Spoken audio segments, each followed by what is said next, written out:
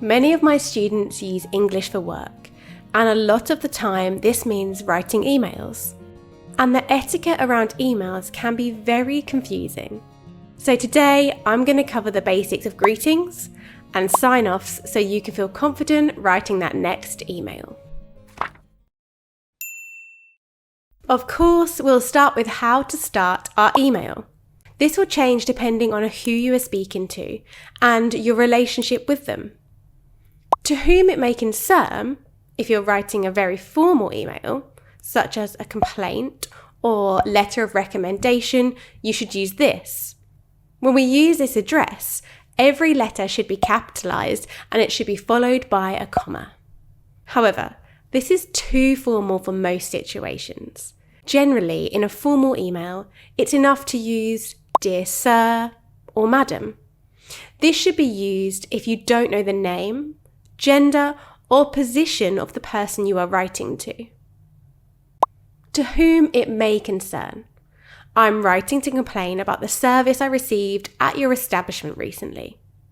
Or, Dear Sir, Madam, please see my completed application form for the property. However, these days people prefer to use names or specific information wherever possible. Therefore, if you want to make a good impression, you should do some research before emailing. Then you can address your email to the team, Dear Customer Service Team. To the job position, Dear Hiring Manager.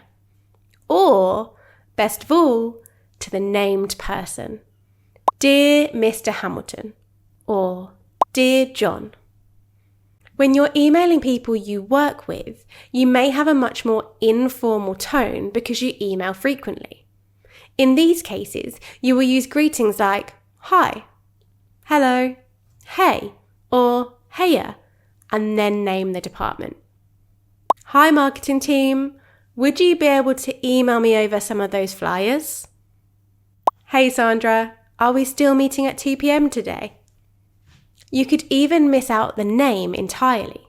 This would be very informal and appropriate for a close colleague. Hello, could you remind me of the conference dates?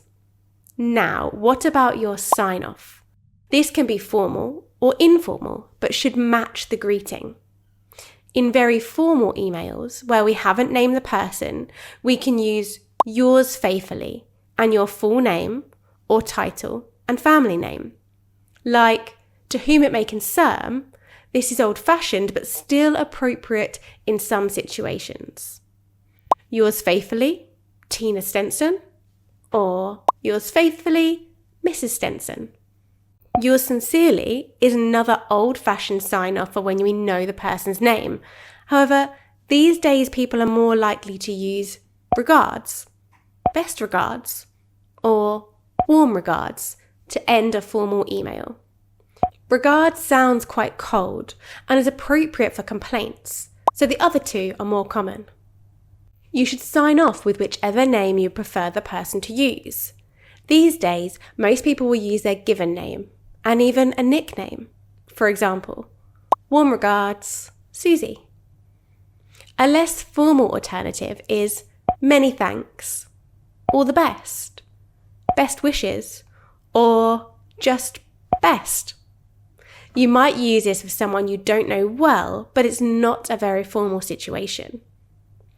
And last, we have cheers or thanks, which can be used in informal emails with people you know.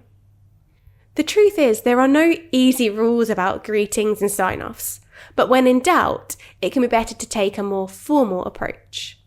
But you can change to informal based on the other person. Say I write an email to Dear Mr. Hamilton and sign off, warm regards, Charlotte. Because I've given my first name, I've shown him that this is how he should address me. So he might then respond, Dear Charlotte, and sign off, best wishes, John. So of course, in my next email, I will start with Dear John. And maybe I'll match this sign off by saying, all the best, Charlotte. How do you like to sign off your emails? We have more videos about business English on the Britcent channel, so make sure to like and subscribe so you don't miss anything. And remember, Britcent offers one-to-one business English classes. You can book a trial today and get some support from one of our lovely professional tutors. Thanks again for watching. All the best and see you soon.